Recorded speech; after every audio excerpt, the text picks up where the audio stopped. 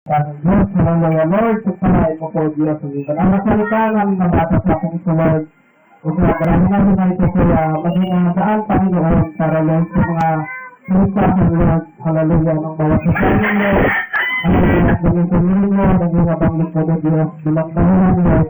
Hallelujah, ng mga nasalita. Sa pangalan ng Panginoon, so, kung sa mga Lord, sa yung gawain, Panginoon. Jesus name, sa Lord, lahat namin nakapurit ka sa lahat. Yes, God.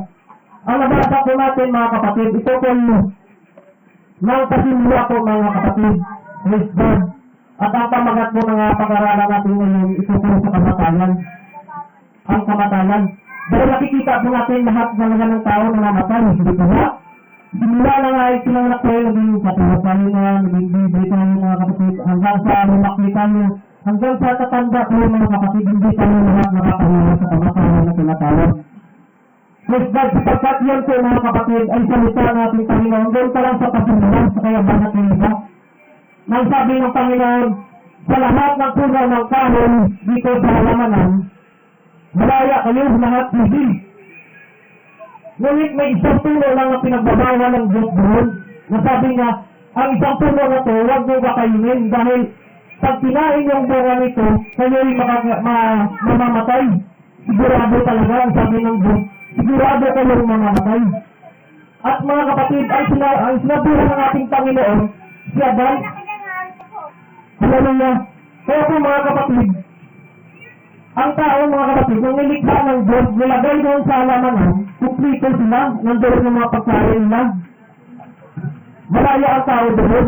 Ngunit may isang bagay lang po doon, may isang puno lang na ayaw ng Diyos na kanilang gawin. Dahil may dadala ang Diyos, ang sabi ng Diyos, sigurado kayong mamamatay.